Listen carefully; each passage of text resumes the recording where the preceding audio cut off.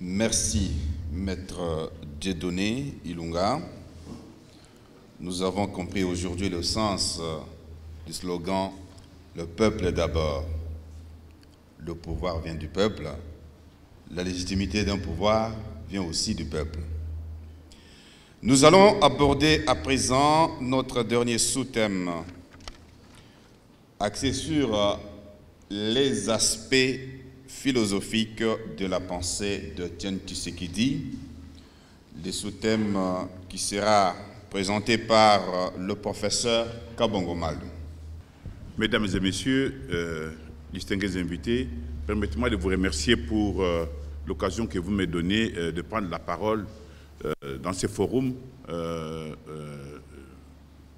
consacré à au docteur Etienne Tshisekedi. C'est vrai que j'ai toujours aimé parler de nos héros, parler de ces saints laïcs, parce que je considère que nos héros, ce sont des gens qui nous visitent quand nous sommes dans la détresse, qui nous montrent la route, qui nous tracent des voies à suivre, qui nous montrent comment aimer les pays, comment nous aimer les uns des autres, comment forger une nation riche et prospère pour nous tous. C'est pour cela que je vais articuler ma petite intervention autour de 3 mises au point. La première mise au point serait une tentative pour répondre à la question pourquoi la prééminence du discours du peuple d'abord dans le discours des leaders africains progressistes. Et puis j'essaierai d'expliquer aussi pourquoi est-ce que le peuple d'abord n'est pas un concept qu'on est allé chercher comme on le prétend en Occident, non. Et à la fin, je finirai par discuter avec vous sur ce qu'on peut appeler la révolution du peuple d'abord, telle qu'elle a été incarnée et réalisée par le docteur Etienne Tshisekedi. Donc, comme je l'ai dit tout à l'heure, le peuple d'abord, il suffit de lire les discours de nos pères fondateurs, de nos pères des indépendances, comme Lumumba, Kasavubu, Kwame Nkrumah, et tant d'autres, vous verrez que le discours est articulé, axé sur le peuple. Tout le monde parle du peuple. Donc c'est depuis les années 60 qu'on s'est rendu compte que le peuple est revenu, n'est-ce pas, le point focal des discours des pères fondateurs et aussi des progressistes africains.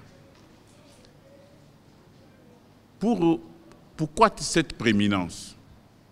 C'est simplement parce que ce discours-là, c'est un discours de réhabilitation. Pendant 6 siècles, notre peuple, le peuple africain, le peuple congolais, a été victime d'un écrasement terrible suite à la traite négrière, suite à la colonisation et aussi aux tentatives actuelles du néocolonialisme.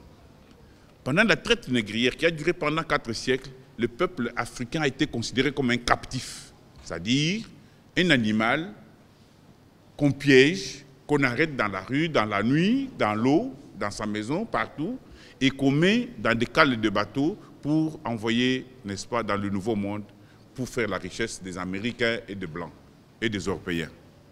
Donc pendant 4 siècles, notre peuple a été tellement objectivé, était devenu un objet, sans existence, n'est-ce pas, humaine. On l'a oublié dans l'histoire, il était devenu une simple statistique. C'est-à-dire quelqu'un, n'est-ce pas, un animal, comme je l'ai dit tout à l'heure, qu'on arrête, qu'on enferme dans des cales et qu'on envoie dans des bateaux à l'extérieur du pays. Cela a duré pendant 4 siècles de non-existence. Et au moment où on croyait que le peuple allait se reposer, allait reprendre sa vie, nous avons une autre catastrophe, c'est la colonisation, qui, elle, ne considère pas le peuple comme le captif, mais comme un esclave. C'est-à-dire un esclave corvéable à souhait, qu'on utilise pour envoyer, qu'on utilise pour chercher les caoutchoucs, qu'on utilise dans les mines, dans les eaux et forêts. Donc, un homme sans existence réelle. Et je rappelle ici, parce que quand on dit que on cherchait des caoutchoucs, vous savez comment on cherche les caoutchoucs? C'est-à-dire qu'on t'envoie dans la grande forêt là-bas, avec des bols, vous devez saigner, n'est-ce pas, des lianes pour recueillir en une journée peut-être 2 ou 3 millilitres, n'est-ce pas, de caoutchouc. Et vous y restez pendant 1 mois, 2 mois, 3 mois même, pour atteindre 1 kilo de caoutchouc. Et pendant ces mois-là, personne ne vous nourrit, vous ne mangez pas, vous êtes, n'est-ce pas, attrapé par des moustiques, et les gens mouraient. Donc notre peuple n'avait pas de dimension vitale. C'était l'objet dans les mains du colonisateur. Et la troisième catastrophe, c'est ce que nous appelons le néocolonialisme. C'est-à-dire notre peuple est considéré ici comme quelqu'un qui n'a pas au droit microscopique. Il n'a pas le droit à un salaire décent, quoique dirigé par ses propres frères et sœurs, mais il n'a pas droit à un salaire décent. Il n'a pas droit aux soins médicaux. Il est considéré comme une statistique. C'est ainsi que, quand les leaders africains ont commencé à combattre pour l'indépendance, ils se sont rendus compte que la plus grande victime de ces 6 siècles de catastrophes, c'était le peuple africain, le peuple congolais. Et ils ont compris qu'il fallait réhabiliter ces peuples en les mettant au centre de leur discours et au centre de leur politique. C'est ainsi que, quand vous lisez les discours d'Nkrumah, les discours de Lumumba, vous êtes surpris par cette, n'est-ce pas, uniformité sur le peuple. Et Lumumba le dit si bien. Il dit, nous allons montrer au monde entier comment le peuple congolais, quand il est libre, comment il peut faire des merveilles. C'est déjà cette réhabilitation-là. Et tous les progressistes africains, dont Étienne Tshisekedi, ont gardé, n'est-ce pas, ces principes que le pouvoir, c'est pour le peuple, par le peuple et pour le peuple. Donc, c'est cette réhabilitation qui a été faite, et je démontrerai plus tard comment Tshisekedi, lui, est arrivé à donner à cette réhabilitation un contenu et à en faire une révolution. Ma deuxième mise au point consiste à dire que le peuple d'abord n'est pas un concept que nous sommes allés voler chez les Blancs, comme le disent les gens. Parce que Mobutu, quand il entendait, il dit non, vous êtes allés prendre des concepts d'ailleurs. Ici, en Afrique, nous avons notre pouvoir, Papa Bo, Mama Bo, Mokozi Bo, tout ça. Et il disait, le peuple d'abord, c'est un concept qui a été plagié chez les Blancs. Non, c'est faux. Je dois vous dire ici que l'Occident que vous voyez là n'a jamais placé le peuple au centre de son action de gouvernance. Pour que le peuple occidental soit placé dans la gouvernance, il a fallu des millions et des millions de révolutions. Rappelez-vous la révolution de la plèbe en Rome antique. Ce sont des plébéiens, c'est-à-dire des pauvres comme nous sommes ici, des gens exclus du système de la gouvernance par les riches patriarches. Et le peuple s'est battu, ils se sont dit, à un moment donné, nous allons nous battre, et ils se sont battus pour réintégrer, pour être reconnus comme acteurs dans la société. Et quand la révolution passe, ils reviennent à leur mauvaise manière, c'est-à-dire les Blancs, tels qu'ils sont là, c'est-à-dire au capitalisme, c'est-à-dire les plus riches, écrasent les plus faibles. Et le peuple refait encore une révolution, comme on l'a vu, la révolution de Cromwell, suivie de la révolution américaine, suivie de la révolution française. Toutes ces révolutions-là, c'est pour que le peuple puisse s'effrayer une place dans la gestion des gouvernances.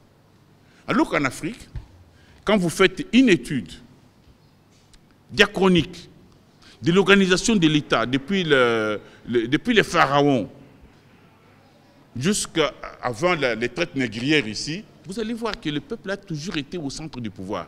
D'ailleurs, l'État pharaonique s'appelait comment? Ça s'appelait l'État matocratique, c'est-à-dire la mat, la justice comme équité. Vous savez, un État basé sur la justice comme équité. Et la justice, c'était quoi? C'est le peuple. La justice était au-dessus de tout. Il a fallu attendre plus de 4 millions d'années, 4 millénaires, pour que la justice soit considérée avec les combats de Socrate. Et Socrate a été même tué à cause de ça, parce qu'il a voulu que la justice puisse devenir la règle au-dessus de l'État. Il a fallu attendre qu'un penseur américain actuel, John Rawls, puisse expliquer aux Américains ou aux autres pour dire que non, en disant que la démocratie est basée sur l'intérêt des grands individus qui, en allant de l'avant, propulsent aussi l'intérêt des autres particuliers, vous ne justifiez pas la démocratie. Elle ne peut être justifiée que par la justice. Donc il est revenu sur un principe qui, chez nous, a été fonctionnel pendant des millions d'années, pendant des millénaires. Et quand vous lisez le voyageur arabe qui venait en Afrique avant la traite négrière, il disait que dans l'empire du Ghana, l'empereur donnait 10 000 repas par jour aux pauvres. Donc chez nous en Afrique, contrairement à ce qu'on croit, le peuple a toujours été au centre. Sauf que le peuple d'abord, ce n'est pas donné. C'est un construit. Et comme construit, il faut lui donner un contenu. Et je crois que c'est là où Tshisekedi a réussi, le docteur Etienne Tshisekedi a réussi à en faire, n'est-ce pas, une révolution. Donc c'est ma dernière mise au point. Comment il arrive à faire cette révolution?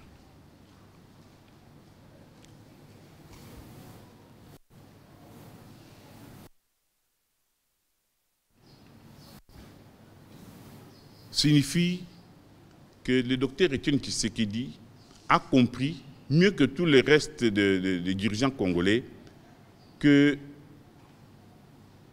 le peuple doit devenir un acteur politique de premier plan.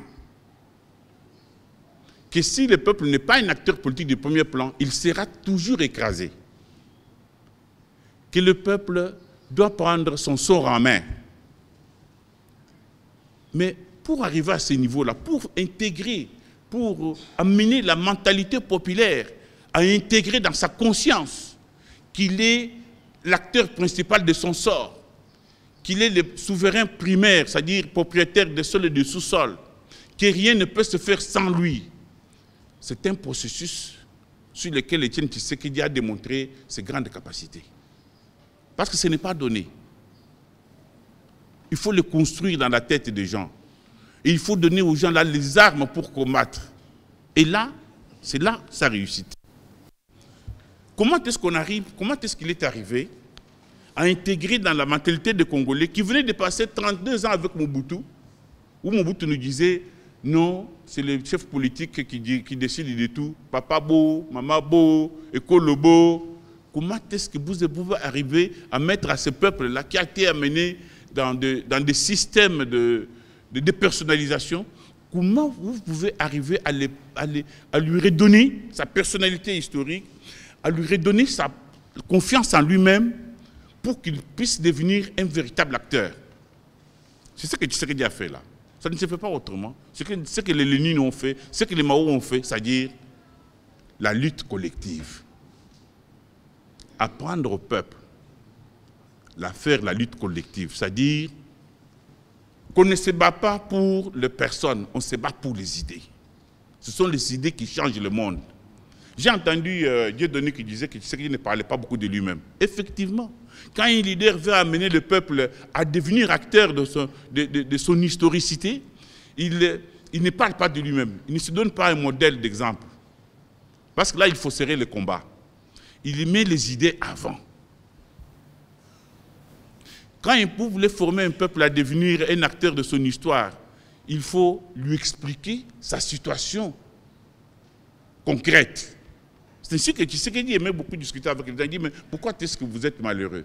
Ce pays a beaucoup de richesses. Pourquoi est-ce que vous êtes comme ça? Pour que les gens comprennent leur situation historique concrète, à partir de laquelle vous allez maintenant faire monter ce peuple, le faire sortir de son carcan d'homme écrasé pour en faire un homme historique, c'est-à-dire un acteur. Donc, apprendre au peuple, et il l'a fait, qu'on ne se bat pour les idées et non pour les hommes. Que le sort de l'homme est dans ses propres mains. Et que ce sort peut être amélioré ici-bas, sans l'aide de Dieu, par des moyens naturels qu'on appelle la lutte collective. Que cette lutte s'organise, s'adapte aux circonstances. On ne veut pas vous payer un salaire. Vous faites la grève, vous bloquez l'institution. On achète votre arachide à un prix qui est inacceptable, mais vous bloquez la vente. Donc c'est une lutte que Tshisekedi, c'est à ce niveau-là que Tshisekedi nous a, docteur Etienne Tshisekedi, excusez-moi, je ne l'appelle pas Tshisekedi parce que comme tous les héros, on les appelle par leur nom, c'est-à-dire Mao Tse-tung, Lénine. Donc, excusez-moi, donc je disais que c'est cette lutte-là qu'il a réussi, plus que Lumumba a commencé, mais il n'a pas su en donner un contenu, formater le peuple. Et lui, c'est cette réussite. Donc, comme je l'ai dit tout à l'heure, ça ne passe pas autrement, ça passe que par la lutte collective, c'est-à-dire les leaders lui-même s'aimaient sur... C'est ainsi qu'il était parmi les premiers à aller au-devant des gaz lacrymogènes pour nous donner l'exemple. Aller au-devant pour nous dire « organisez-vous ». Parce que si un peuple ne s'organise pas pour faire la lutte collective ne se fait pas de façon individuelle, elle se fait de façon collective. Vous formez une masse critique capable d'influer sur la situation concrète de votre nation, de votre pays, de votre entreprise, de votre école, de votre université. Et là, c'est la grande réussite de Dr Etienne Tshisekedi. Nous étions endormis sous un sommeil dogmatique avec 32 ans de Mobutu. En fait, en 60 ans d'indépendance, nous avons connu 50 ans de perdus. 32 ans de Mobutu, 18 ans de Joseph Kabila, c'est vraiment notre indépendance perdue. Avec des prétoriens qui ne croient qu'à la force, qui ne croient jamais au peuple, qui croient qu'à la force, aux armes. Et c'est dans ces contextes où un Mobutu prend le pouvoir et tue ses premiers opposants, les Kimba et les autres, il tue, et un homme se réveille, se lève, il dit « nous allons combattre ». Et lui, il ne prend pas les armes. Il n'a pour autre arme que, il n'a pour des armes que le peuple. Que le peuple lui-même qui est d'abord inconscient, qui est lui-même très formaté, qui a lui-même beaucoup de peur. Et Tshisekedi nous fait sortir cette peur de nous-mêmes. Nous apprend que nous, là, nous avons une grande histoire, que dans l'histoire du Congo, les gens se sont toujours battus. Les gens au Congo, nous sommes toujours battus.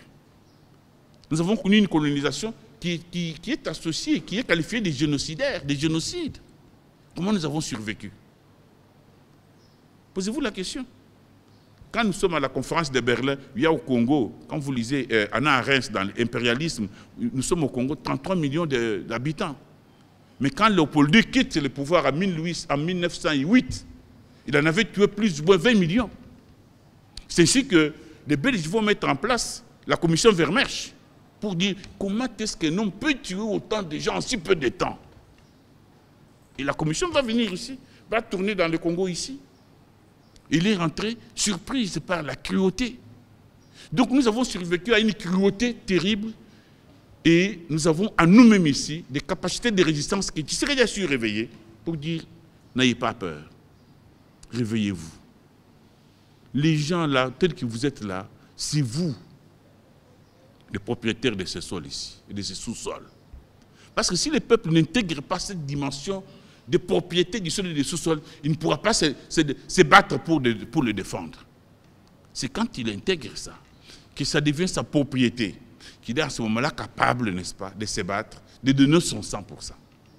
Et ça, ce n'est pas donné. C'est construit, il faut le construire dans la tête des gens. Par des discours, par des actions décisives, par l'exemplarité. Et je crois que c'est à ce niveau-là qu'Etienne Tshisekedi mérite vraiment son titre de héros. Un héros décent, actuel, que nous avons vu ici travailler avec nous, qui nous a accueillis pour nous tenir des discours.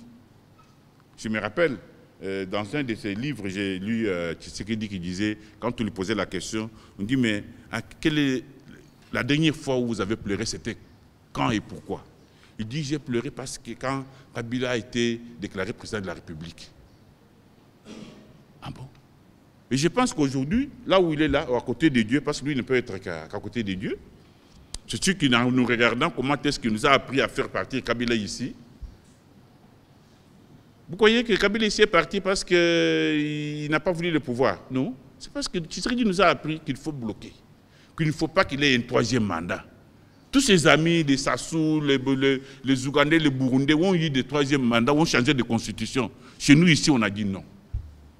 cette force-là, cet apprentissage-là, ce sont des gains de Tshisekedi, qui nous a appris que non, vous n'allez pas laisser le pouvoir dans des gens, des pouvoirs, comme disait Mosseng, des pouvoirs sans objet. Imaginez-vous que Kabila soit allé au pouvoir en cette période ici. Nous serons devenus quoi? On serait tous déjà enterrés. Tous.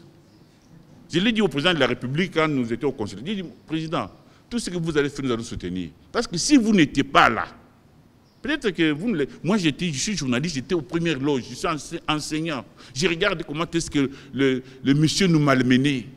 Je ne dis jamais vu. Je ne dis jamais vu. Vous voyez, pour faire le boulevard ici, Kabila fait le boulevard 10 fois et il dépense 50. À partir de la gare jusqu'à Kitambu, c'est 7 km. Mais c'est 150 millions de dollars. Boukanglose là, il y en a des Boukangloses partout.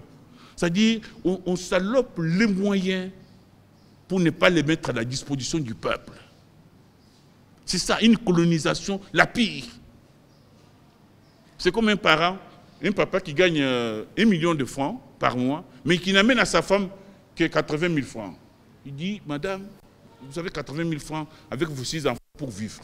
C'est-à-dire, ces enfants n'iront jamais à l'école, ils dormiront dans des cases où ils n'auront jamais de l'eau chez lui, il n'y aura jamais d'électricité.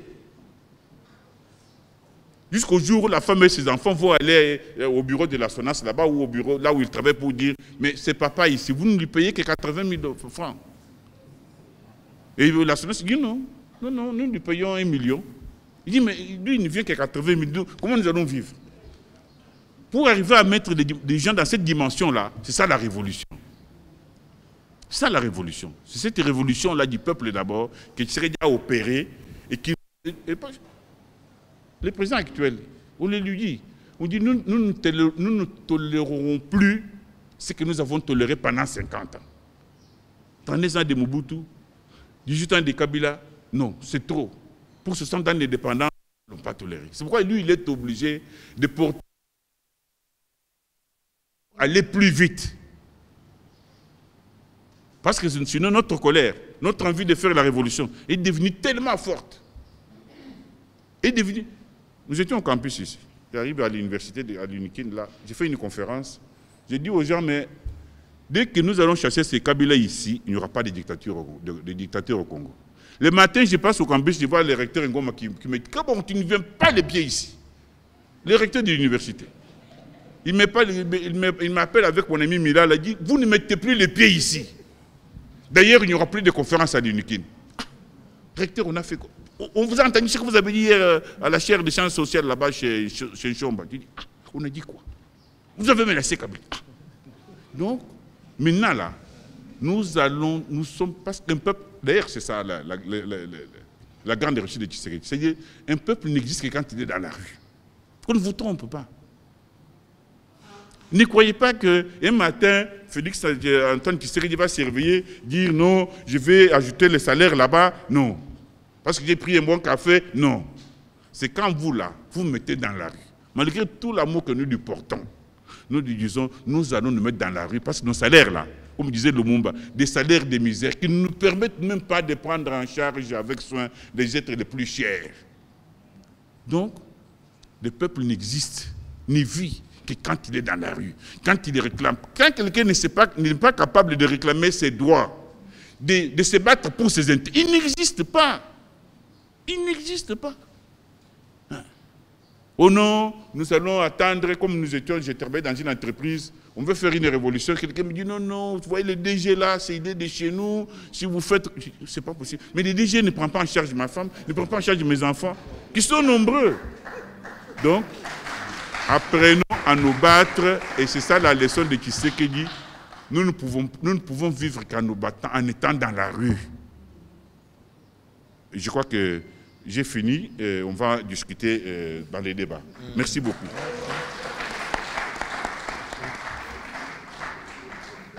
Mesdames et messieurs, nous avons terminé cette première phase d'exposé.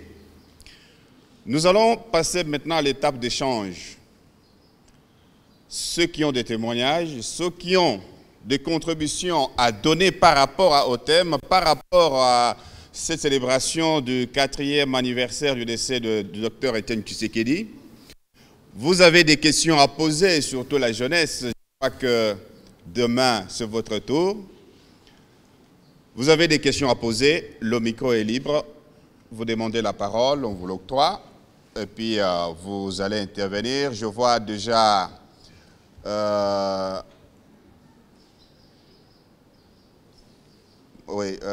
que Claude Moukeba, Moussangana et les trois là, vous avancez. Merci pour la parole. Je m'appelle Kadimampoy Longesha. J'ai une question. Je crois que les trois intervenants peuvent répondre à cette question. Je me pose la question. Monsieur Etienne Tshisekedi, n'est-ce pas la mort qui lui a donné la chance, comme ce fut le cas de Lumumba, pour être porté aujourd'hui au Panthéon? Car je me pose la question, s'il aurait pris le pouvoir, qu'adviendrait-il? Si on peut répondre à cette question. La deuxième question, je la pose spécialement au professeur Kabomo Malou.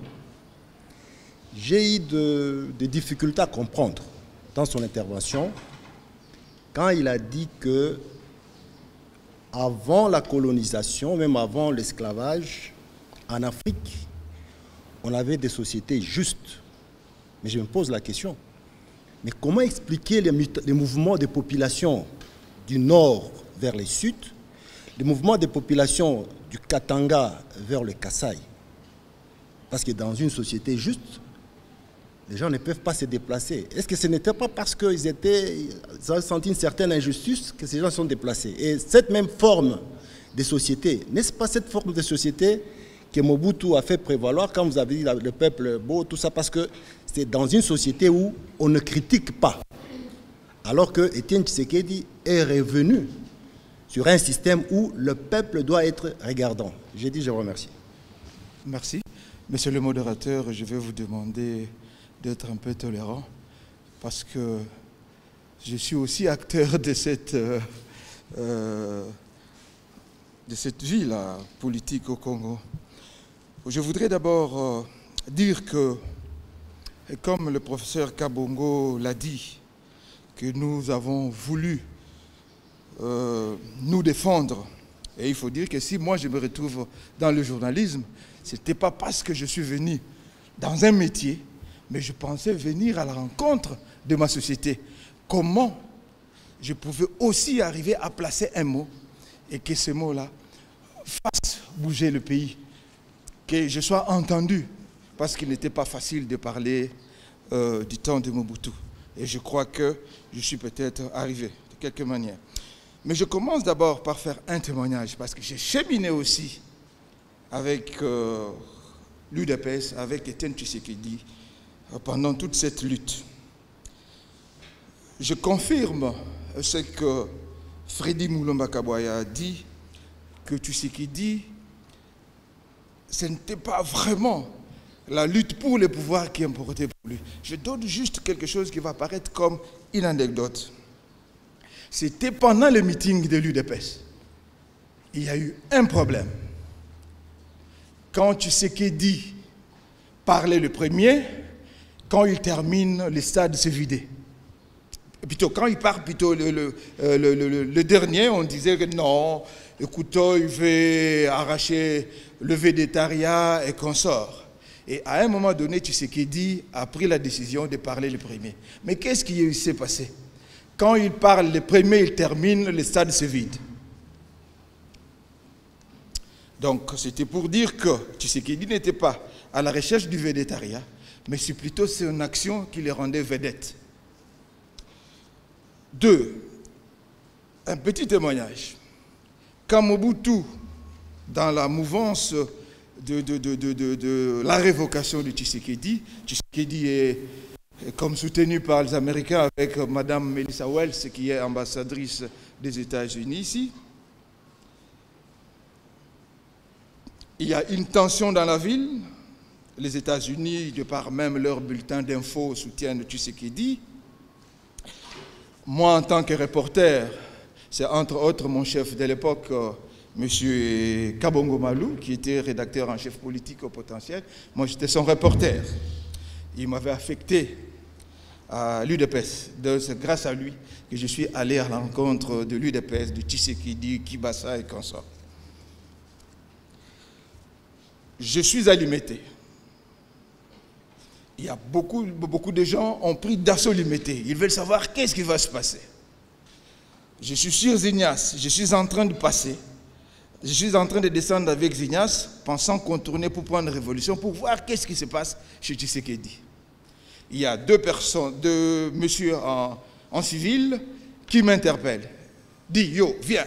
Je dis, mais pourquoi? On est assez nombreux là. Pourquoi vous me demandez que je vienne? Je dis, je ne viens pas. Je continue avec les autres. Il me dit, mais monsieur, Toe Bisio Yaka, sinon tu es au Sambo. Je dis, ça commence à devenir sérieux. J'accélère les pas. Et j'ai peur, pas parce que je dois me présenter auprès de ces gens, mais j'ai dans ma poche un bulletin d'info de l'ambassade des États-Unis où les Américains sont en train de soutenir à mort Tshisekedi et sont en train ils se répondent en invective contre Mobutu. Moi, je dis, mais si ces gens-là mettent la main sur ce document, je crois que ça ne finit avec moi. J'accélère les pas. Je connais une famille sur Zignas, c'est la famille Hutu. J'ai dit non, j'entre dans la parcelle de M. Hutu. J'essaie un peu de me sauver parce que dès là, comme c'est la parcelle, c'est sur l'autre avenue, c'est l'avenue de Tshisekedi, j'ai dit bah, peut-être que je peux escalader le mur de derrière. Je suis chez Tshisekedi, je suis en sécurité. Mais c'est impossible, le mur est assez haut. Il y a aussi une annexe là-bas, il est impossible. Alors, je me débarrasse juste de mon pamphlet qui était dans ma poche et je me rends. Et quand je me rends, c'est quoi? C'est une jeep de la DSP, la division spéciale présidentielle, qui m'accueille. Et quand on vous accueille comme ça, vous savez à quel traitement vous avez droit. Et on m'amène jusqu'à chez Tshisekedi. Et là, il y a un char. Donc, vous faites un transbordement. Vous quittez la jeep, vous devez entrer dans le char. J'ai juste 2 pas à faire pour entrer dans le char. Mais quand je fais un pas, quand je regarde à gauche, c'est Olengankoy qui est au portail de M. Tshisekedi. Alors, je fais le premier pas, le deuxième pas. Je heurte Olengankoy au portail. Allez, le portail de M. Tshisekedi s'ouvre. J'entre là-dedans. Là, je n'ai plus de chaussures, je n'ai même plus de chemise. J'entre. Je vais m'installer dans la paillote derrière la maison de Tshisekedi. Mais je regarde, Tshisekedi est imperturbable dans son bureau parce que je sais l'apercevoir. Il travaille dans son bureau bonnement comme si de rien n'était. Et moi, je suis resté là-bas jusqu'à 19h. Quand c'était dégagé, et je suis venu même dans cet état, je suis arrivé à la rédaction du Potentiel. En ce moment-là, on était encore à Makala, et je suis arrivé comme ça, comme un fou. Donc sans chemise, sans souliers. Donc j'étais un fou pratiquement. L'autre témoignage, c'est quoi?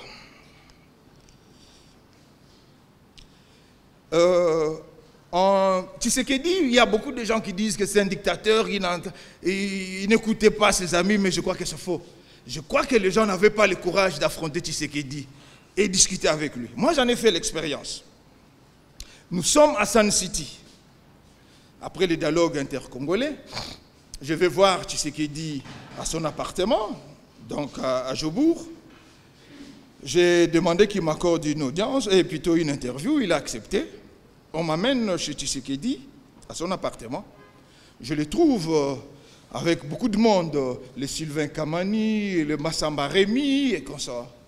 Après l'interview, on essaie un peu de raconter n'importe quoi. Vous voyez. Maintenant, je dis à M. Tshisekedi, mais président, l'UDPS, j'ai l'impression que l'UDPS ne carbure plus. C'est parce qu'il n'y a plus de jeunes bouillants et qu'on sort, il y en a beaucoup qui sont partis en Europe. Alors qu'autour de vous, vous avez des gens qui peuvent faire encore l'affaire. Il me dit comme qui? Moi je dis mais comme Rémy Massamba, un garçon qui vient d'une famille bien, intelligent et comme ça. Mais si vous le mettez secrétaire national à la jeunesse, je crois qu'il peut encore redynamiser la jeunesse. Il a rigolé.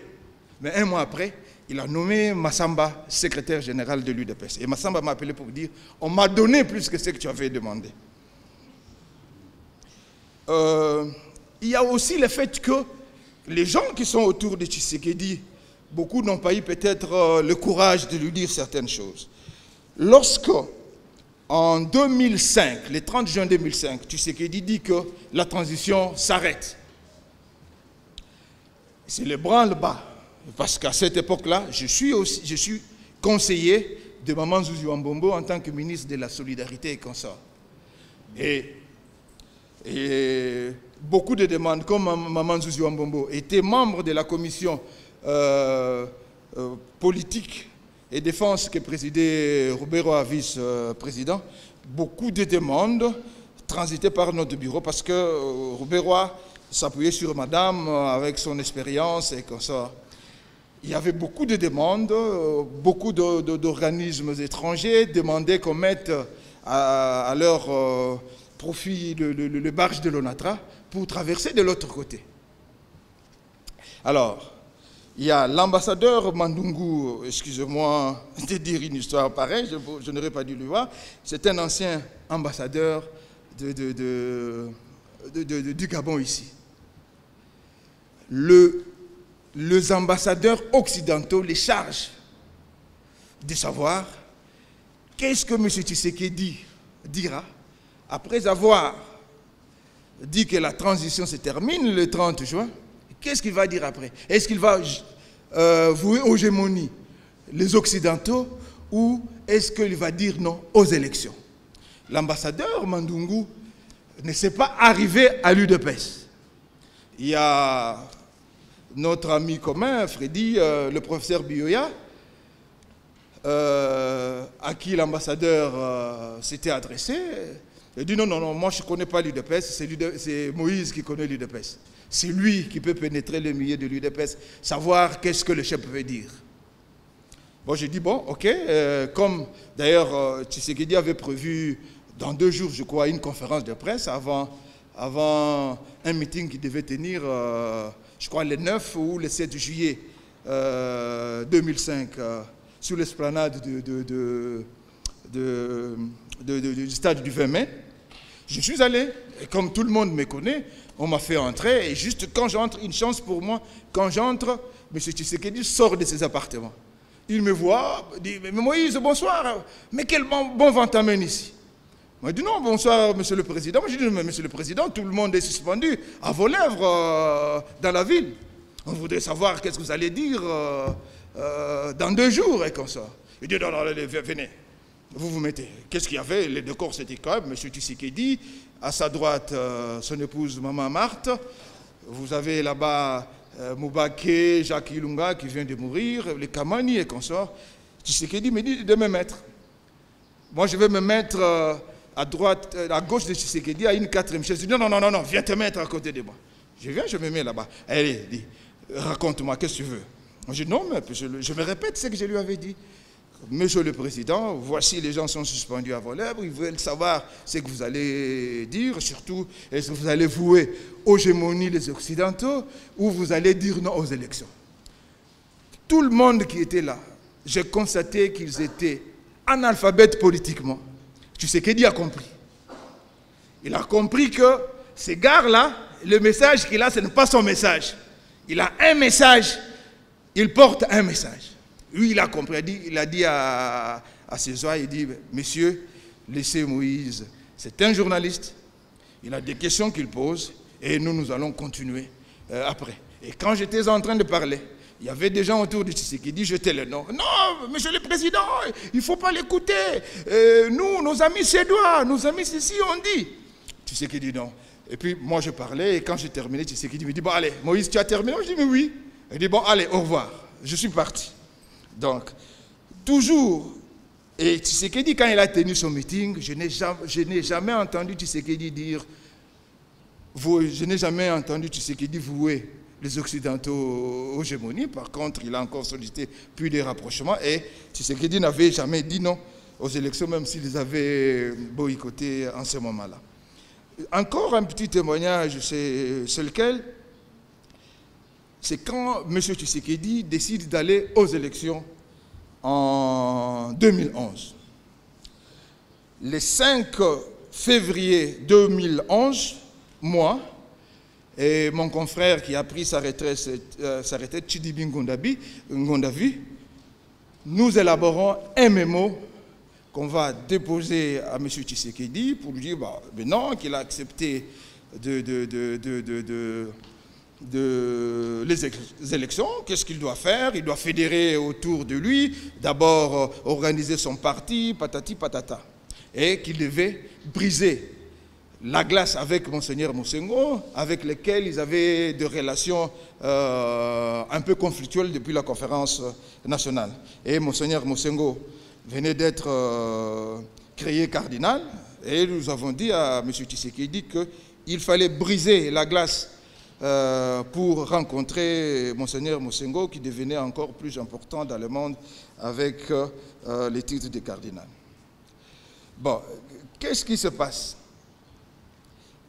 Quand j'ai dit à M. Tshisekedi que je viens de Kananga, vous avez accepté d'aller aux élections, mais je viens de Kananga, où il y a 3 comités fédéraux qui ne s'entendent pas. Mais vous êtes, tout le monde se reconnaît en vous, vous êtes la seule personne habilitée à les mettre ensemble. Tshisekedi me dit, non Moïse, il faut laisser ces gens-là. Ils doivent se battre. Ils vont finir par trouver un compromis. Donc voilà, avec ces messieurs-là, il a les élections qu'il doit préparer, ça ne va pas dans son parti, il dit non, ces gens-là doivent se battre, ils doivent continuer à se battre, ils vont trouver un compromis. Donc voilà, c'était juste pour dire que ce n'était pas vraiment le pouvoir que Tshisekedi cherchait, il avait quelque chose qu'il voulait apprendre aux Congolais. Cela étant dit, c'est là où il y aura peut-être ma petite question. Est-ce que, je la pose indistinctement à tous les orateurs, est-ce que, à un moment donné, est-ce que vous a paru que Tshisekedi était peut-être contradictoire? Parce que il dit que tout doit se faire avec les Congolais, mais en même temps, il a besoin aussi de l'appui de ces Occidentaux. Est-ce qu'il est contradictoire? Voilà peut-être ma petite question. Et puis je vais terminer. Excusez-moi, et même je demande l'indulgence de la salle, parce que quand je jette un coup d'œil à gauche, je trouve que peut-être par miracle, tous les orateurs sont du même coin que Tshisekedi. Qu'est-ce que ça veut dire dans votre sélection? Merci. Merci. Monsieur Claude Moukeba. Ma petite intervention, c'est particulièrement autour de l'intervention de Freddy. En fait, il se posait la question autour de la personnalité de Tshisekedi qui est resté tout le temps opposant. Et il pensait qu'il n'a pas cherché le pouvoir pour le pouvoir. Et son explication, c'était dans la personnalité de Tshisekedi, qui a été, à son avis, forgé par la famille, par l'école et par les milieux. Donc voilà les trois là. Mais je pense qu'à mon avis, je peux me tromper, j'ai l'impression que ce n'est pas suffisant pour expliquer la personnalité de Tshisekedi. Parce que la famille, il y a eu aussi des gens, il y a des gens qui ont été dans les mêmes familles catholiques, qui sont allés à la messe, probablement même de la même promotion que Tshisekedi, qui n'ont pas réussi ça. Parmi les gens qui ont trahi de la trempe de la génération de Tshisekedi, il y en avait qui étaient dans des familles catholiques. Parfois, dans la vie, vous êtes nés ensemble dans la même famille, on vous a envoyé dans la même école, et puis après, il y a un voyou, il y a un honnête citoyen.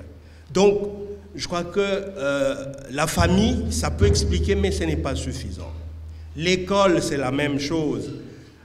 Pour Freddy, c'est un homme de droit, il tenait au texte. Mais nom de Dieu, par ce temps ici, et tous les juristes que nous avons, les professeurs, qu'est-ce qu'ils font? Sinon, fossoyer les textes qu'eux-mêmes ils ont produits. Donc je ne trouve pas ça encore très suffisant. Il faut aller au-delà. Les milieux où on a été, Tshisekedi n'a pas été dans ces milieux seul. Il avait été avec d'autres personnes qui, eux, ont produit tout à fait autre chose. Je peux me tromper, mais je crois qu'il y a dans la personnalité de Tshisekedi quelque chose d'avatique. C'était un avatar, je crois. Je crois qu'il y a eu une réincarnation d'un esprit fort à un moment donné qui peut donner des orientations. Ça, c'est immanquable. Je crois qu'on ne peut expliquer ça que par ce côté un peu d'un grand esprit. Et moi, je n'ai pas beaucoup de témoignages comme Moïse, je ne l'ai pas beaucoup fréquenté, mais je prends quand même deux choses pour montrer que ce type avait quelque chose d'avatique. Et ça, c'est quelqu'un qui le disait, un politicien qui dit, un jour, ils étaient je ne sais où, du coup, devant, on va commencer à gazer les gens. Tous les politiciens qui étaient à côté de Tshisekedi détalent, et lui, il reste, il prend les gaz sans broncher. Deuxième, et ça, moi, je l'ai vécu, tous nous l'avons sûrement vécu, peut-être qu'on n'a pas fait la même attention, pendant la conférence nationale souveraine, si vous vous rappelez. Ce monsieur venait pendant toute la durée de la conférence nationale, il arrive le matin, il s'installe à sa place, il reste comme ça jusqu'au soir. Jusqu'au soir, il ne bouge pas dans la même position. Et pire, lorsqu'on commence à la conférence nationale souveraine à parler du dossier Lumumba, on dit il était là, il a fait ceci. Ce type n'a pas bougé pour répondre. Il a encaissé tout ce qu'on a dit. Je me rappelle un jour, je crois que c'est M. Nsinga Oudjou, qui est monté pour dire tout ce qu'on dit à propos d'Étienne, c'est faux, ainsi de suite. Mais lui, il a encaissé tout ça. Et je crois que ça, ce n'est pas donné à n'importe quel esprit. Il devait être un grand esprit. Voilà un peu ce que je voulais dire. Je voudrais, avant de poser ma question, me présenter. Moi, c'est M. Kibaya Dagobert. Je suis un ancien de l'UDPS. Je voudrais même me définir cofondateur de l'UDPS. En venant, sincèrement,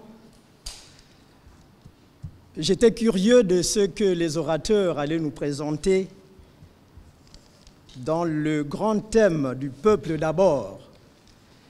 Heureusement, comme ils ont dit, ce concept est maintenant sur toutes les lèvres. Le politicien actuel s'est approprié de ce concept, de sorte que on est presque perdu, sinon on est dans une forêt, on ne sait pas exactement situer très bien le concept « le peuple d'abord ». Mais en suivant les exposés des orateurs, je dois avouer que je suis pleinement satisfait, particulièrement en écoutant l'exposé de M. Dieudonné Ilunga, qui a commencé par définir d'abord ce concept, donner le contexte et nous projeter également dans l'avenir.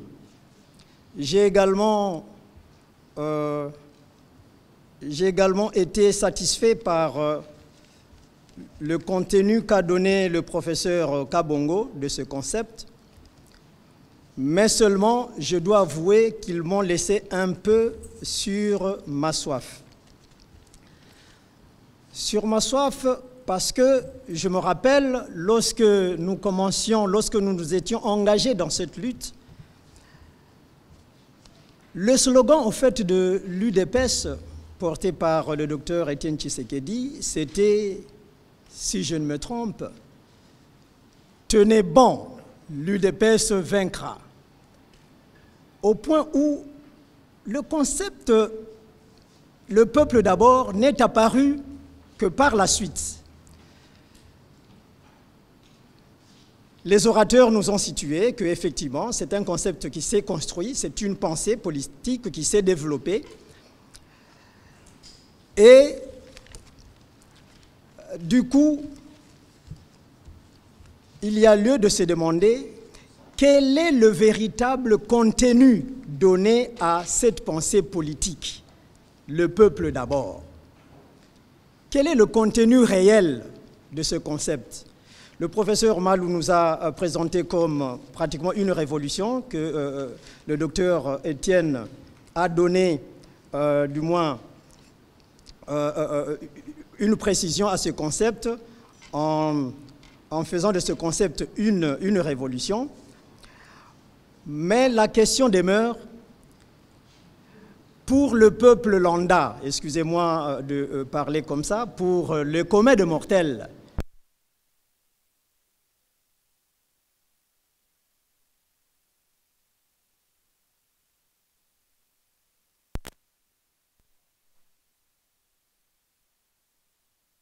le développement de ce concept. Mais il y a lieu de se demander, mais finalement ce concept est-il un simple slogan? Était-ce un slogan de campagne, puisque beaucoup l'ont utilisé justement lors de la campagne électorale? Est-ce un cri de guerre pour la conquête du pouvoir, ou y a-t-il un contenu réel? Je l'ai dit puisque, excusez-moi de revenir un peu, pour un petit témoignage, j'ai eu le privilège, aujourd'hui j'appelle ça privilège, de fréquenter les fondateurs de l'UDPS. J'ai eu même le privilège de faire la prison avec les fondateurs de l'UDPS, particulièrement le patriarche Dr Étienne Tshisekedi. Et il avait pratiquement, il avait une idée sur, il croyait sincèrement à l'aboutissement de cette lutte. Comme beaucoup l'ont dit, il a mené cette lutte non pas pour uniquement pour le pouvoir, mais c'était pour effectivement faire une révolution dans la population congolaise. Mais devons-nous nous contenter tout simplement de cette révolution sur le plan des idées, ou bien le peuple doit en attendre des retombées réelles? Quelles sont les retombées réelles de cette pensée philosophique, le peuple d'abord? Telle est ma grande préoccupation. Merci beaucoup pour la parole. Je suis Jean-Marie Kabamba, disciple d'Étienne Tshisekedi. Je dis je suis disciple d'Étienne Tshisekedi. Lorsque je vis les thèmes de la conférence d'aujourd'hui, ainsi que les orateurs, surtout particulièrement Maître Mpunga, permettez-moi de l'appeler comme il aimait lui-même qu'on l'appelle sur le campus universitaire, Lungenilwa Bakulumpe. Maître Mpunga, Lungenilwa Bakulumpe. Voilà, quand je vis qu'il est là, je me suis dit, je dois assister à cette conférence. Pourquoi j'ai dit je suis disciple d'Étienne Tshisekedi? J'ai commencé cette lutte, j'avais 17 ans.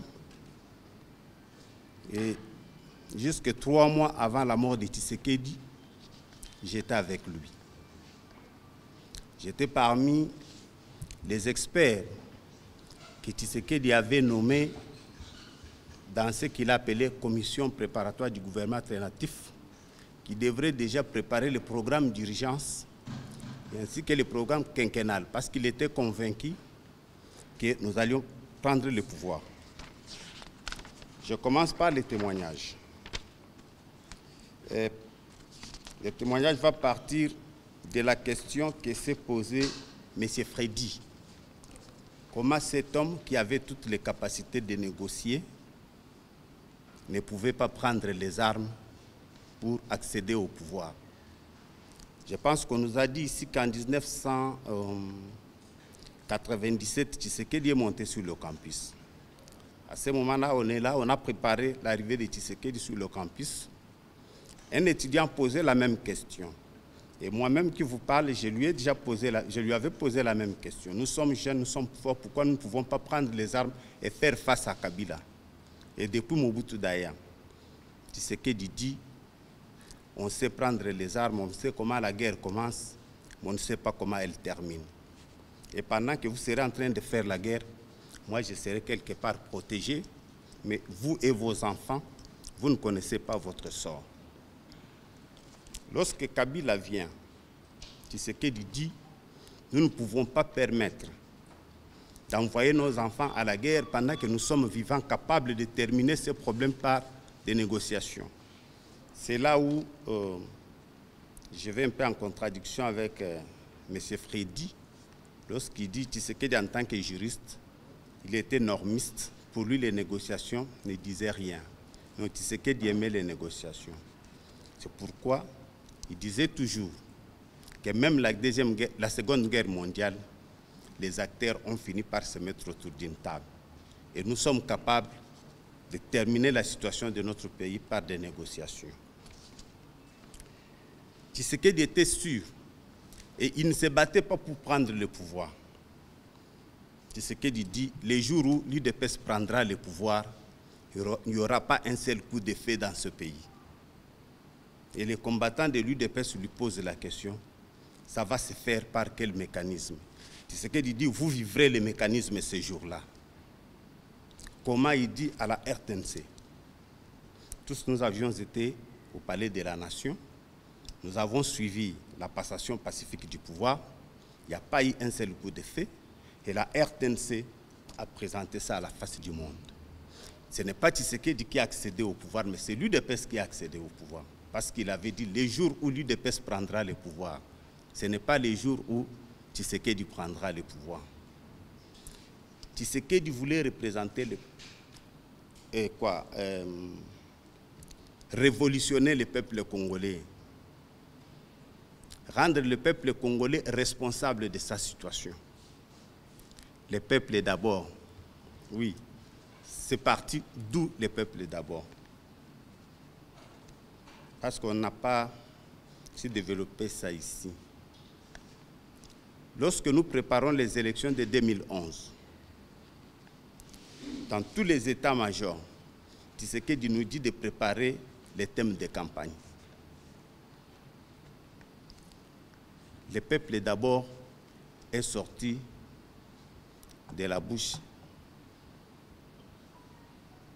d'un secrétaire national, Vianney Kaboukan, qui est aux États-Unis. Lorsqu'il propose ça, le président dit « voilà le thème, c'est celui-là ». Et Maître Mpunga a si bien expliqué ici que le peuple d'abord a des contenus. D'abord, le peuple doit s'assumer, le peuple doit se libérer, le peuple doit prendre ses responsabilités. Deuxième facette, c'est que tout ce que l'homme d'État fait, c'est le peuple qui doit être au centre. C'est ainsi que le président Tshisekedi disait, nous sommes les serviteurs du peuple.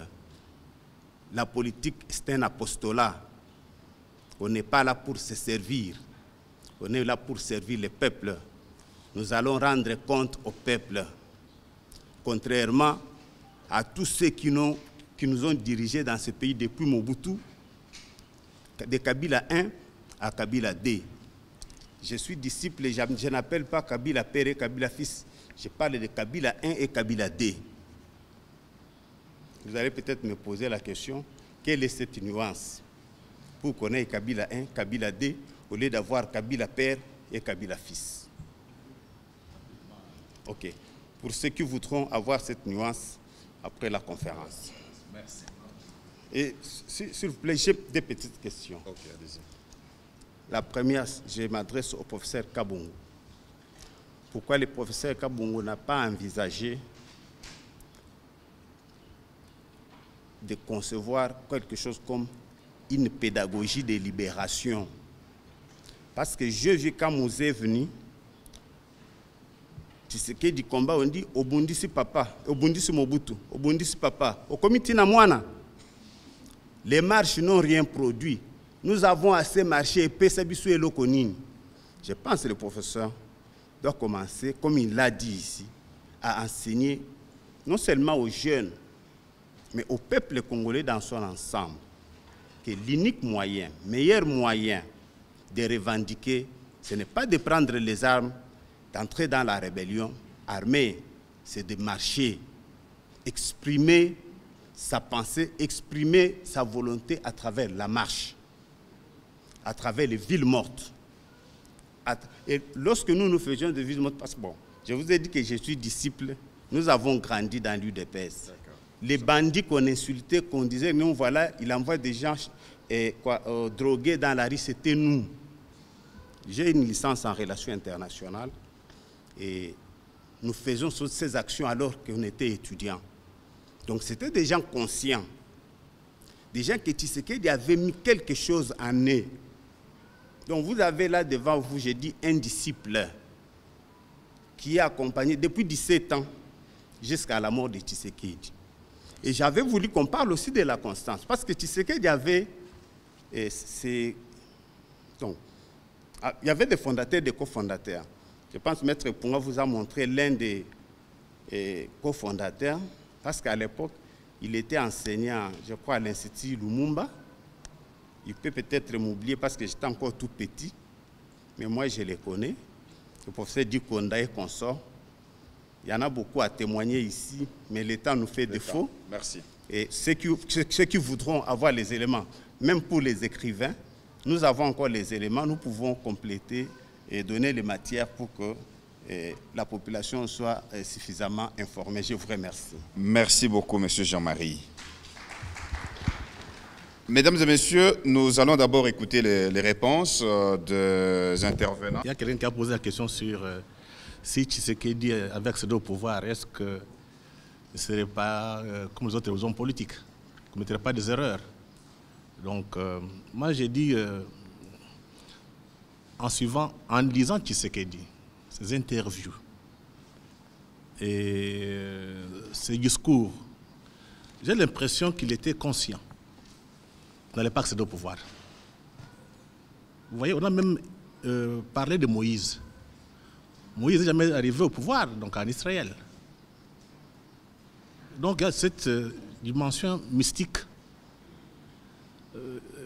Tshisekedi, c'était un leader charismatique. Quand on est leader charismatique, quand on accède au pouvoir, généralement, les charismatiques échouent, généralement. Mais je pense qu'il était conscient. Il avait une autre mission, celle de libérer le peuple congolais, de libérer l'imaginaire et faire partir la peur. Ça, c'est mon point de vue. J'ai l'impression aussi, pour répondre à M. Mokeba, Tshisekedi doit être parmi les gens qui sont initiés. Hier, on a fait un débat sur Lumumba. Un gars brillant, extraordinaire. Mais paraît-il, selon le professeur Massombo, Lumumba a été éduqué beaucoup plus par sa grand-mère, qui était une femme forte. Vous savez, au village, il y a beaucoup de choses. On est africain. Il y a des fois où on peut naître des enfants qui sont exceptionnels. Ça peut arriver. Mais quand on fait un peu la science, cette dimension mystique, il faut en parler moins. Ça peut s'expliquer aussi. Il y a Moussa Ngana qui nous parle du tribalisme. Moi, je ne suis pas un politique. Il faudrait un jour qu'il y ait un débat de fond entre scientifiques sur le tribalisme. D'abord, je vais vous donner ce que Tshisekedi lui-même a donné comme réponse.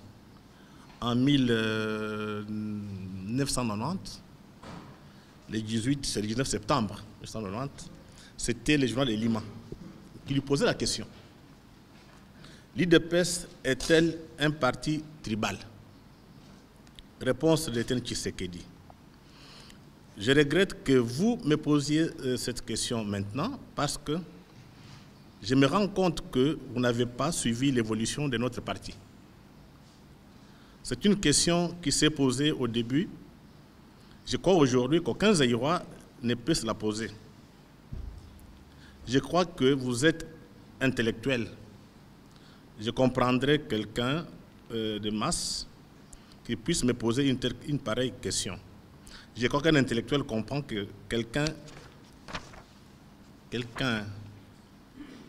qui lutte pour la démocratie et pour la loi de la majorité Comment voulez-vous m'expliquer que quelqu'un qui lutte pour la loi de la majorité puisse être tribaliste? À moins de me démontrer que le peuple Moluba est majoritaire par rapport à d'autres peuples zaïrois réunis. Je crois que c'est une des armes que le pouvoir utilisait pour dénigrer notre parti. Ça, c'est la réponse de Tene Tshisekedi en 1990. Mais il y a une dimension scientifique, parce qu'il faut qu'on se dise la vérité en face. Tshisekedi était dans l'opposition. On ne parlait que de Baluba. Aujourd'hui, son fils est au pouvoir. Le discours revient, Baluba. Qu'est-ce qui se passe? En fait, c'est une construction qu'on a héritée de la colonisation. N'oubliez pas, dans l'histoire de notre pays, une ethnie Luba n'a jamais existé. Il y avait l'empire Luba qui était au Katanga, qui a connu au moins 2 déclins. Et les populations se sont déplacées jusqu'au Kasaï. Et pendant la colonisation, les Belges ont préféré stabiliser les populations parce que c'était au début de l'État indépendant du Congo. On a essayé un peu d'identifier. Mais comme c'était des anthropologues un peu, c'est des prêtres en quelque sorte, ou bien des gens qui n'avaient pas fait l'anthropologie ou la sociologie, ces gens ont commencé à donner des étiquettes. Aujourd'hui, à Kinshasa, on parle de Baluba. Si vous partez au Katanga, on parle de Kassayen Katangais.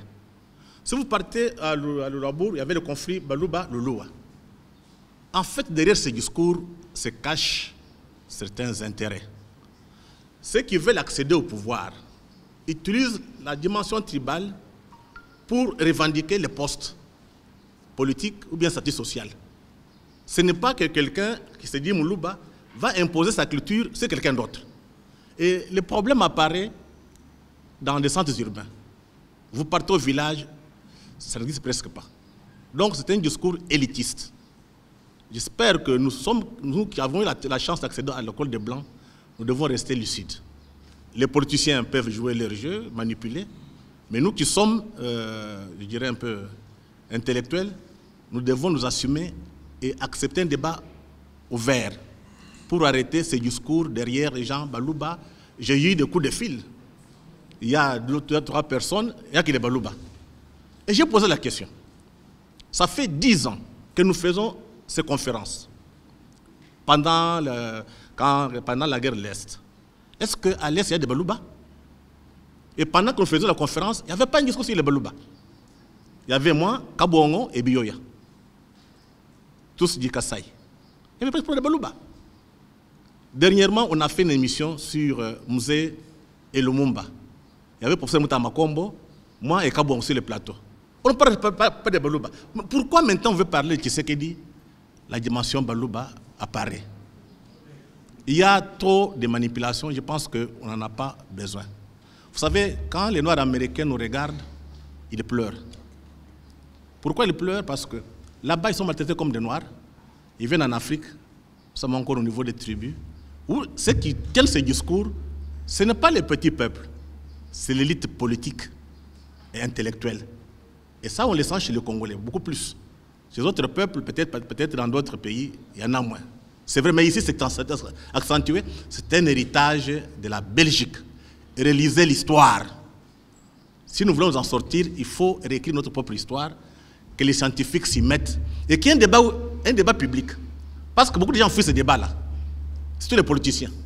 Je vois dans la salle, il y a le professeur Lubanza, qui est politologue, qui sait ce travail. Je pense qu'il faudrait, aux facultés des sciences politiques, il faut qu'il y ait un débat. Le peuple veut savoir qu'est-ce qui se passe. Il faut que quand ça ne marche pas, qu'on soit incapable d'éclairer notre peuple. Ce qui est beaucoup plus important, qu'on soit tous libres. Il n'est pas encore terminé. Les attentes réelles du peuple d'abord. Donc je pense qu'il ne faudrait pas... Il faut laisser le temps au temps. Tout est construction. Ça signifie qu'aujourd'hui, Etienne Tshisekedi a parlé du peuple d'abord. Il faut codifier. Il faut mettre dans les livres. Il faut créer, je peux dire qu'il faut créer une philosophie. Ce ne sont pas les gens de la rue. Il y a des penseurs, des philosophes qu'ils se mettent et pour qu'ils lisent. Je viens de dire ici, Étienne Tshisekedi fera 4 ans. Hier, on avait encore, donc les 16 et 17, on a parlé de Lumumba et Kasavubu, pardon, et Kabila. Il y a eu combien de publications? Nous sommes encore au niveau de l'oralité, 60 ans après. Est-ce qu'on va encore accuser les Blancs? Vous avez l'argent, vous préférez aller fêter, prendre le champagne, mais publier comme mon ami l'a fait. Ce sont des cas rares. Donc prenons, il faut accepter les sans-sacrifice. Ce que nous faisons ici, personne ne donne l'argent. C'est mon salaire. Apprenons à nous sacrifier. Ça fait 10 ans que nous faisons ça avec notre propre argent. Nous ne sommes pas partis chercher l'argent chez les Blancs, même pas chez les politiciens. C'est pour garder ce qu'on appelle l'autonomie intellectuelle. Ici, c'est la liberté. Et quand vous n'avez pas l'autonomie financière, vous n'avez pas l'autonomie intellectuelle. Donc, organisez-vous, cotisez. Prochainement, quand vous rentrez, organisez-vous, vous cotisez, vous faites donc vous vous mettez ensemble, vous discutez. Et à la fin, il faut avoir la culture de l'écrit, quittons l'oralité.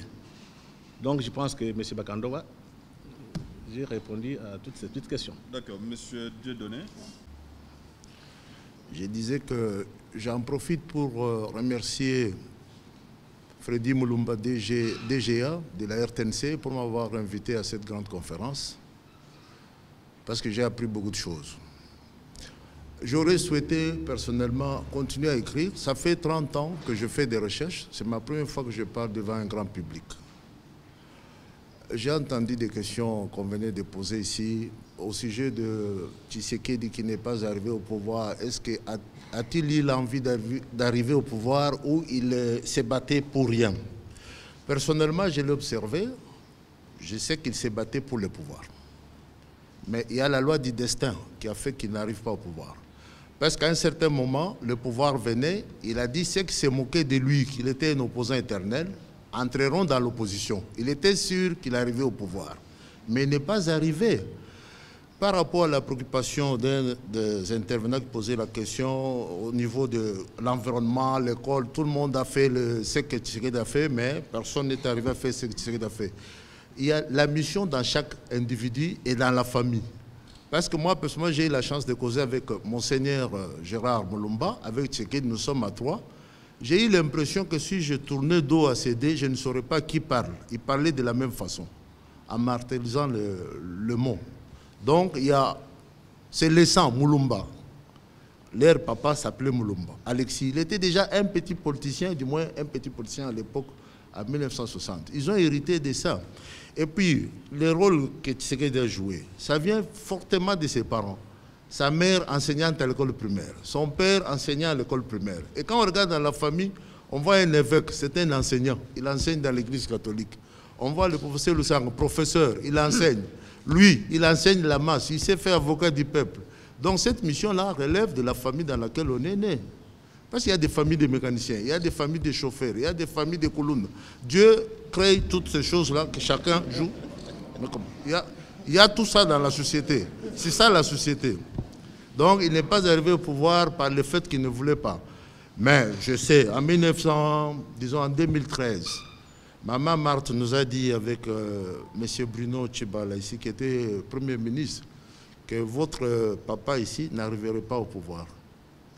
Mais celui qui arriverait, c'est un de ses petits-fils. Il était là, il était calme, il n'était pas agité. Et puis le président actuel de la République a révélé les secrets.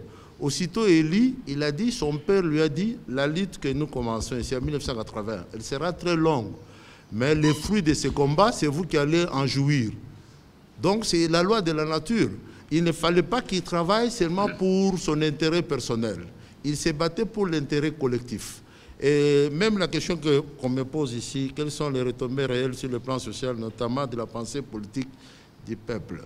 Philosophiquement, le professeur Kabongo ne va pas me contredire, quand nous quittons l'état de nature à l'état de culture, il faut du temps. C'est à peine que nous venons d'avoir la passation pacifique, comme venait de le dire là. Il faut que les enjeux durent. C'est-à-dire, en 2023, c'est lui qui passe, c'est celui qui a respecté les soucis du peuple, la préoccupation du peuple. Donc, il faut être au service du peuple pour que le peuple vote pour vous. Parce que maintenant, nous nous engageons déjà vers un état de droit pour la démocratie et le développement. Donc toutes les conditions sont données, le train est sur les rails. Il faut qu'on arrive à observer la démocratie, sinon on va dérailler. Ça, c'est la première question. Les peuples d'abord sont simples slogans de campagne. Est-ce un mythe ou une réalité? Non, le peuple d'abord n'est pas un slogan. Ça peut s'utiliser comme un slogan, comme un cri de guerre. Mais ça reste une philosophie. Parce que j'ai dit ici, avant toute chose, le peuple. Avant toute chose. Quand vous quittez l'état de nature, vous arrivez à l'état de culture. Vous pensez au vivre collectif. Les Tshisekedi d'ici, c'était des bourgeois. Tout en étant bourgeois, mais tout autour de vous, il n'y a que de malheureux. Dans un pays riche, ils devaient se remettre en question au profit du peuple, au profit de l'intérêt du peuple. Et c'est ça le combat que nous avons connu 40 ans. Et aujourd'hui, je venais de le dire là, qu'il n'est plus, mais le peuple s'est pris en charge. Le peuple s'est pris en charge pour aller avec le pays. Le pays ne doit pas appartenir à une seule personne.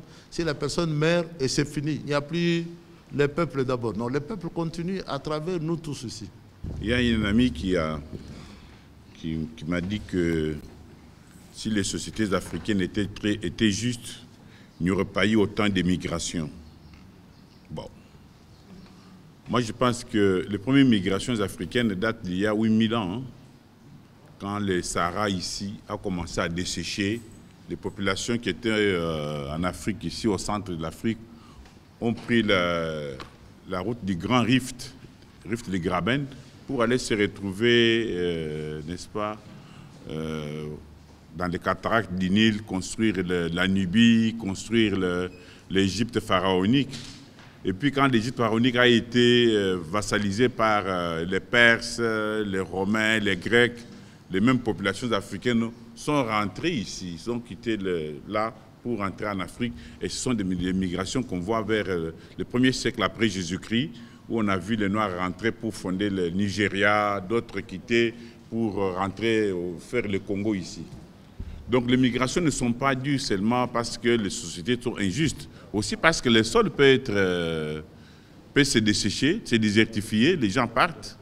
On peut faire des migrations pour aller chercher de l'eau. Quand les Baluba ont quitté les Katanga, c'est parce qu'il y avait des querelles entre les rois, les Lungambi et les autres. Donc, quand les gens ont quitté Mbujimaï pour aller dans les Kasaï faire le Louabourg, c'est parce qu'ils fouillaient le typotype, ils fouillaient les esclavagistes. Donc, on ne peut pas généraliser en disant que non, c'est parce qu'il y avait des injustices. Non, ça peut être l'injustice du sol. Donc, mais d'une façon générale, je crois qu'il est temps, quand nous parlons de nos héros, de faire certaines mises au point pour permettre aux Africains de retrouver confiance en eux. On a toujours l'habitude ici de dire que tout ce que nous avons de mieux ici, ça vient du blanc. Non, c'est faux tout ça. Le blanc tel qu'il est là, sa nature, c'est une nature de prédation, d'exploitation, une nature qui a été façonnée par les conditions difficiles de son existence. Quand vous lisez de gens, Ratzel par exemple, ils vous disent que la nature exerce... La culture, c'est quoi? La culture, c'est l'interaction entre l'homme et son espace, et son environnement. Si cet espace est dur, il forme un homme dur, difficile, un homme qui ne vit que de l'exploitation des autres. Regardez, nous avons des relations avec les Blancs depuis le 14e, 12e, 14e siècle. Ces relations sont toujours des relations d'exploitation. Pourquoi? Parce que le Blanc, dans sa nature, il est né pour ça. Il est né pour exploiter les gens. Parce que la nature à lui, sa nature ne l'a pas doté de facilité. Et ça construit son caractère de prédation, son caractère de... Pourquoi est-ce qu'en Occident, là-bas, les femmes... Aujourd'hui, quand je vois les femmes congolaises se battre, je dis, vous n'avez pas... Vous avez toujours eu un quota de pouvoir inaliénable. Mais en Occident, c'est en Occident où les femmes n'avaient pas de pouvoir. Les femmes en Occident étaient considérées comme des choses qui dépendaient du mari. Le mari pouvait tuer sa femme, ça ne posait pas de problème. D'ailleurs, la dot n'a pas été inventée par les Africains, elle a été inventée par les Blancs. Ce sont des femmes blanches qui amenaient la dot pour s'intégrer dans un milieu masculin qui les refusait.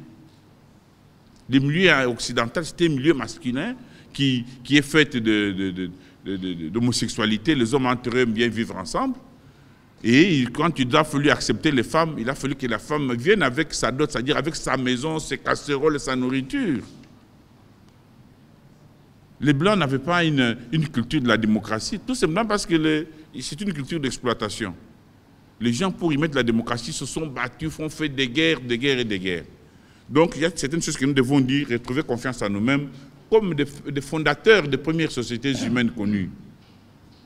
Aujourd'hui, nous avons, pendant 60 ans, les Cheikh Anta Diop ont lutté, se sont battus au Benga, tout ça, pour démontrer que nous n'avons pas des choses à suivre chez les gens. On a construit notre société ici, nos sociétés, nous avons construit des États. L'État ici est compris ici comme les niveaux les plus élevés de l'organisation humaine. Si des hommes n'arrivent pas à construire un État, comme nous sommes là, si vous n'arrivez pas à construire un État, ça veut dire que vous n'êtes pas de vrais hommes. Les vrais hommes doivent arriver à des capacités presque divines. C'est-à-dire des capacités de résoudre leurs problèmes, de construire une société juste, de se faire une répartition correcte. Parce que ce sont ces choses-là que Dieu faisait avant la naissance des hommes. Hein. Qu'est-ce que Dieu faisait dans la Bible avant? Il donnait des solutions aux problèmes des hommes, entre des hommes et des femmes, entre les hommes et la nourriture, tout ça. Mais quand les hommes sont arrivés à capter tout ça, ils ont construit leur propre société. Ils ont construit des sociétés à l'image de Dieu pour dire que nous avons récupéré le feu chez Prométhée et nous avons construit la société et nous devons avoir ces capacités-là. C'est ainsi que quand vous vivez dans une société injuste, vous êtes encore des sous-hommes. Les hommes ne doivent pas accepter l'injustice. Quand vous vivez dans une société comme la nôtre ici, où nous avons toutes les potentialités sans être capables de les transformer, c'est-à-dire que nous sommes encore alors vraiment des sous-hommes. Les hommes doivent se battre au jour le jour pour vivre de manière heureuse. Ils doivent transformer. La nature nous a été donnée pour la transformer, c'est la disponibiliser, en faire des richesses. Donc c'est l'ensemble de tout ça qui fait que le combat pour une vie heureuse et meilleure, c'est un combat humain. Les hommes ne doivent pas se laisser abattre, non, ils doivent se battre chaque jour. Et pour se battre, on se bat en le faisant collectivement. Congo na biso Congo, 47 ans